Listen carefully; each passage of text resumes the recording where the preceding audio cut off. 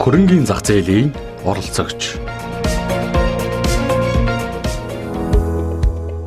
Мөнгөө эрүүл тогтолцоогоор сайн засаглалаар бие дан удирдах боломж бүрдүүлснээр жижиг дунд үйлдвэрлэл хөгжүүлэх сан Монголын санхүүгийн салбарын хөгжилд шинэ хуудас нээх боломжтой. Монголын хөрөнгийн зах зээл орчин үеийн хөгжлийн загвараар үйл ажиллагаагаа явуулаад 30-аад жил болж бич мэрэгжлийн тоглогчдын орон зай хамгийн хөгүүлэгдэж байгаа нь үнэн.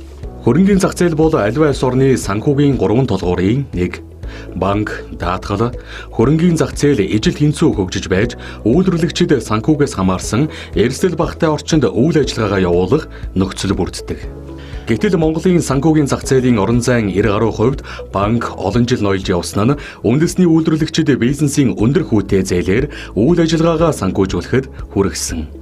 Монгол банкны төвөр судалгаагаарч тэр жижиг дунд үйлдвэрлэл эрхлэгчдийг дэмжиж буй байгууллагуудыг арилжааны банкуд тэргүүлдэг бөгөөд бизнесийн орчинд хамгийн их нөлөөлдөг нь зээлийн хүү байдаг.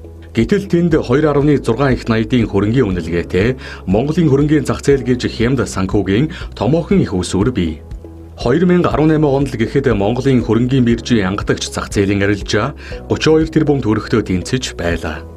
Уг нь энэ мөнгөний хэмжээ хэр ихсэн тэр хэмжээгээр банкны зээлийн хүү буурах учиртай. Санхүүгийн зохицуулах хорооны үнэт цаасны газрын дарга лавг сүрэн хэвлэл өгсөн ярилцлагада хөрөнгийн зах зээл сэргэж илүү их боломж байдгийг иргэд мэдж эхлэхээр хадгаламжийн дундаж хөө буурч хөрөнгө оруулалтын сангуудын үйл ажиллагаа идэвхжих боломжтой гэж харж байгаа гэжээ. Харин ийм хэмжээнд хөрөнгийн зах зээл хөгжихэд мэрэгжлийн сангуудын орон зай хамгийн чухал юм. Одоогоор ийм хэмжээний мэрэгжлийн тоглогч цөөхөн. Анзаарсан бол нийгмийн даатгалын шимтгэлийн хувь хэмжээг тойрсон маргаан эсэргүүцлийн үеэр эдийн засгчдын хамгийн их дэвшүүлэн тавьсан шийдэл бол тэтгэврийн санг хөрөнгийн зах зээлтэй холбох явдал. Өнөөдөр тэтгэврийн сангийн хөрөнгө эргэлдэж чадахгүй, цугласан мөнгийг өсгөж үржүүлэх, захиран зарцуулах менежмент хийж чадахгүй байгаа учраас хамгийн их алдагдaltaй, өргөөжөө өгдөггүй, дээрми шинжтэй сан болсон нь нуус биш. Тиймээс залуучууд тэтгэврийн шимтгэл төлснөөс банкнд хадгалуулсан дээр гисэн хувилбар дэвшүүлж буй. Зөвийн тэтгэврийн сан цугласан мөнгөөр хөрөнгийн зах зээл дээр ашигтай ажиллаж буй компаниудын хувьцаанд хөрөнгө оруулах замаар бизнесийн орчноо дэмжиж, эргээд урт хугацааны өгөөж нь тэтгэврийн хуримтлал дээр нэмж арвиждаг практик олон улсад үйлчилдэг. Манайд харин ийм менежмент одоохондоо нэвтрээгүй байгаа учраас хөрөнгийн зах зээл дээр ийм том хэмжээний тоглогчийн орон зай сул чөлөөтэй байгаа юм. Бусад хувийн сангийн хувьд ч томорход цаг хугацаа хэрэгтэй. Тиймээс л жижиг дунд үйлдвэрлэл хөгжүүлэх сан хөрөнгийн биржийн гол тоглогчдын нэг болох орон зай хангалттай байна гэж үзсэн байгаа юм. Санхүүгийн зохицуулах хорооноос тусгай зөвшөөрөл авахаар хүсэлт ирүүлж байгаа хөрөнгө оруулалтын сангуудын бизнес төлөвлөгөөнд хаалттай болон хязгаарлагдмал хариуцлагатай компани хувьцаанд хөрөнгө оруулах замаар эдийн засгийн гол салбарууд болох мал аж ахуй, хөдөө аж ахуйн бүтээгдэхүүн, үйлдвэрлэл болон жижиг дунд бизнест хөрөнгө оруулна гэж тулах нь түгээмэл болсон. Одоогоор манай хөрөнгийн зах зээл дээр хувийн хөрөнгө оруулалтын 12 сан үйл ажиллагаа явуулж байгаач хувьцааны зах зээл үзүүлэх нөлөө нь төдийл хангалтгүй. Гэтэл хувьцаагаа гаргаж байгаа компаниудын хувьд ийм сангууд хамгийн их үгүйлэгддэг. Эдгээр нээлттэй компаниудын хувьцааны үнийн доктортой өсөлт санхүү болоод бизнесийн үзүүлэлт чухал нөлөөлдөг. Томоохон сангууд хөрөнгийн биржүүдийн тоглогч болсноор хувьцааны зах зээлээр дамжин Монголд гадаадын хөрөнгө оруулалт нэмэгдэх, нөгөө тэгүүр жижиг дунд үйлдвэрлэгчдийг дэмжих, хөрөнгө оруулах боломж бүрдэх юм. Жижиг дунд үйлдвэрлэл хөгжүүлэх сан 10 жилийн дараа хөрөнгийн зах зээлийн тоглогч болвол ямар өөрчлөлт боломж бий болох вэ? Төсөөлөд үзье л дээ. Улсын төсвийн хөрөнгө оруулалтыг эх оных шиг тогтмол 1.9 сая их найт төгрөг байна гэж тооцвол сан 10-аад жилийн дараа зээлийн эргэн төлөлттэйг нийлээд 2 их найт орчим төгрөгийн хөрөнгөтэй болно. Энэ мөнгө нь Монголын хөрөнгийн биржийн 30-аад жилийн турш бий болгосон нийт хөрөнгөөс бараг 6 дахин их юм. Жижиг дунд үйлдвэрлэл хөгжүүлэх санг хөрөнгийн зах зээлтэй уйснаар үйл ажиллагаанд жигдэрч буй компаниудын хувьд хямд санхүүжилт татах боломж бүрдэнэ.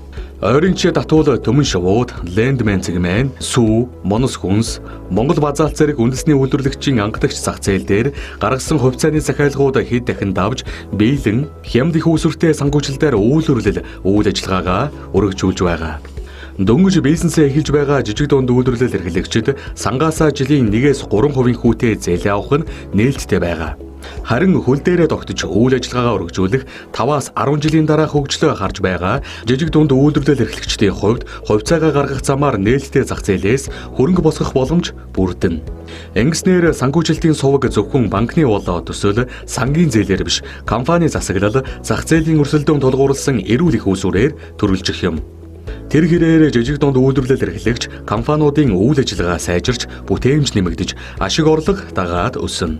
Ингэснээр дараагийн жижиг дунд үйлдвэрлэл эрхлэгч томорч яваа баялаг бүтээгчдэд санхүүжилт хийгээд хөгжлийн хувьд автомашингийн өдөр шиг цэлийсэн өргөн чөлөө нээгдэнэ гэсэн үг.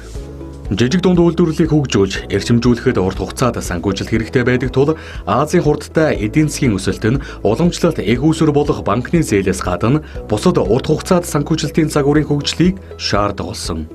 Хөрөнгөний зах зээл нь Азад эрчимтэй хөгжиж буй жижиг дунд үйлдвэрлэлийн санхүүжилтийг дэмжих олон хувилбаруудын нэг юм. Өнөөгийн байдлаар Азийн хэд хэдэн улс орон жижиг дунд үйлдвэрлэлийн санхүүжилтийг их усүрийг хөрөнгөний зах зээлээр дамжуулан бий болгох боломжийг ашиглаж байна.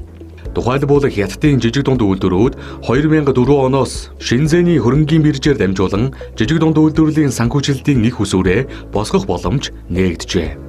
Түүнчлэн хувьцааны санхүүжилтээс гадна банк хоорондын зах улан хөрөнгөний бирждээр арилжаалагдах MSA Joint Bond, SMA Collective Note, SMA Private Placement Bond гэсэн 3 төрлийн бондын арга хэрэгслүүдийг бий болгосон. Малайз болон Тайланд хөрөнгөний биржүүдэд ч эдгээр жижиг дунд үйлдвэрүүд оролцох боломж нээлттэй байдаг аж. Дээрх улсуудаас гадна Солонгос, Энэтхэг, Филиппин, Вьетнам зэрэг оронд жижиг дунд үйлдвэрлэлүүд хөрөнгөний зах зээлээр дамжуулан санхүүжилт авч байгаа талаар Монгол банкны 2014 онд хийсэн жижиг дунд үйлдвэрлэлийн санхүүжилтийн байдлын талаарх судалгаанд бий. Нөгөө тээгүүр жижиг дунд үйлдвэрлэл хөгжүүлэх сан нь зөвхөн хөрөнгөний зах зээлийн тоглогч байгаас гадна үйлдвэрлэгчдэд зээлийн баталгаа гаргах, хүүгийн хөнгөлөлт үзүүлэх, эрсдлээс хамгаалах даатгал зэрэг санхүүгийн цогц үйлчилгээ үзүүлэх эрэлт хэрэгцээ байсаар байгаа. Өнөөдөртөө бол энэ төсөөлөл дэндүү армаантаг сонсогдож мэдэгч уг нь зах зээлийн эдийн засгийн харилцааг сонгосон бидний хувьд аль хэдийн бий болоод үр шимийг нь хүртэж байх учиртай тогтолцоо. Бидний загвар болгон дуурайдаг хөгжингүй орнуудад ийм л замаар явж ирсэн. Дэлхийн брэнд гэгдэх нэр хүндтэй үйлдвэрлэгчид өсөж өндийхтөө тийм л шат амжилгыг туулсан түүх болон Норвегийн баялагын сан, Сингапурын Темаск, Абу Дабигийн хөрөнгө оруулалтын газар гээд одоогийн глобал эдийн засагт чухал үүрэг гүйцэтгэдэг аваргууд бас л 40-50 жилийн тэртээ байгуулагдаж үйл ажиллагаа нь тэгээс л эхэлж байсан. Хамгийн гол нь зөв менежмент, ил тодос шударга зарчмаар удирдах, оновчтой хөрөнгө оруулалт хийсээр хагас 100 жил хүрэхгүй хугацааны дараа бизнесүүдэд ч төр засагдж, ард иргэдэж өгөөж өгдөг мөнгөний их усүр болсон. Эм сангуудын нэн тэргүүний зорилго нь төсвийн алдагдал болон экспортын орлогын хамаарлыг бууруулж, эрсдлээс үүссэн нөхцөл байдлыг докторжуулах, нөхөн сэрэгдгүй түүхий эдийн экспортыг дөрвөлжүүлэх, өр хойждоо үйлдэх явдал байдаг. Мөн гадаад валютын нөөцөөс илүү өгөөжтэй, хамаарал багтай нийгэм эдийн засгийн хөгжлөө дэмжихээс гадна улс үндэстэн дамсан томоохон хэмжээний тоглогчдын хувьд улс төрийн стратегийн нэг хэсэг зорилтод улс орнууд дахь эдийн засгийн өргөөжийг урт хугацаанд доктортой хадгалахыг зорддог аж. Тиймээс жижиг дунд үйлдвэрлэл хөгжүүлэх сангийн үйл ажиллагаа ирээдүйг дэлхийн хэмжээний аваргуудын дайтай харж төлөвлөж байж Монгол хөгжинэ.